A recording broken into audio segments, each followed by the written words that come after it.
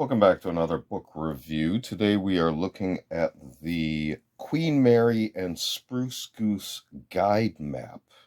And this is provided by Ratherport Properties Limited.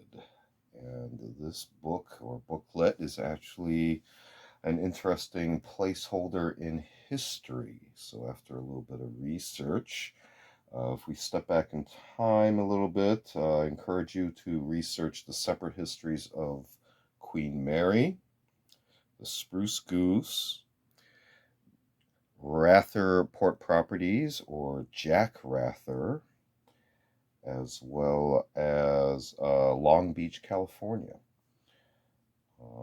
So if we start off somewhere in the history of the Queen Mary in 1967, it made its final voyage and was then moored permanently at Long Beach, California.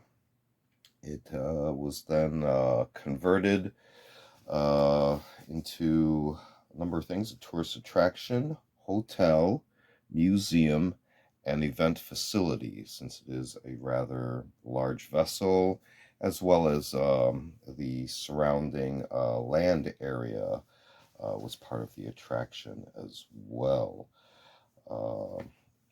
So this booklet will cover actually what is known as the Hotel Queen Mary and the Spruce Goose, and they were both installed at the same location. So time-wise, also stepping back, the Spruce Goose, also known as the H4 Hercules, was on loan, I believe, from 1980. Well, actually, the Spruce Goose was at the time owned by the Aero Club of Southern California and was on site in Long Beach, California, starting, I believe, from 1980. And at some point in 1983, a geodesic dome was constructed and open to the public over the Spruce Goose location. And the Spruce Goose actually was located on site until 1992, when it was transported piecewise over quite a bit of time to where it is now currently. In 2023, its current location is the Evergreen Aviation and Space Museum in McMinnville, Oregon. And the geodesic dome itself is now the Long Beach terminal for Carnival Cruise Lines. So a lot of changeover has occurred there, but this document, at least we can date this time-wise to, I believe, between 1983 and 1988, because in 1988, Ratherport Properties Limited sold the facility to Walt Disney Company. So I believe that's all the background information that I could readily find. If we look at the front cover, we can see here a set of illustrations with a portion of the Queen Mary and Spruce Goose there, Ratherport Properties logo, and the title itself. Back cover has a little bit of some of the advertising features here, and contact info at the time. And of course, since then, since the 80s, a lot has changed. So feel free to research current facilities and access arrangements for Queen Mary. So let's go ahead and open this up. So you can see this is set up as a kind of a guidebook, and we're going to see various illustrations, maps, feature highlights, descriptive paragraphs, etc. So you can see also some little uh, specification, data facts as well. So we'll just page through here.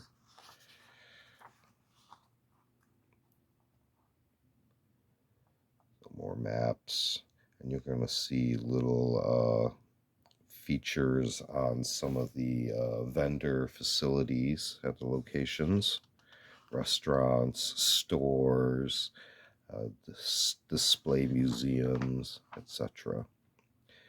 So here you can see the dome for the Spruce Goose and various information. Continuing with starting on the Queen Mary again. You can see how they've highlighted various paragraphs and other vendor locations. More exploration here.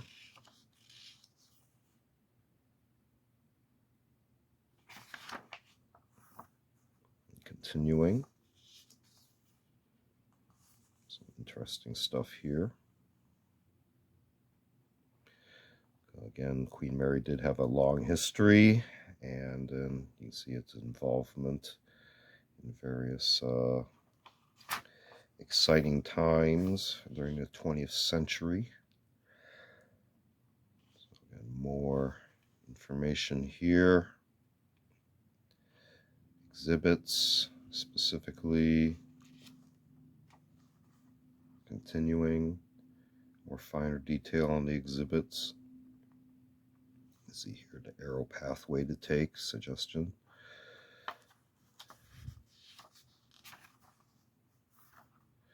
And also here you can see kind of a pathway as well.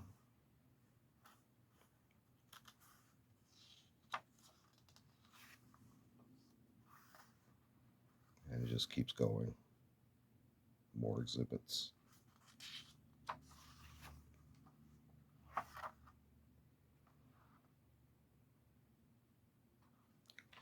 And here we are again at the back cover.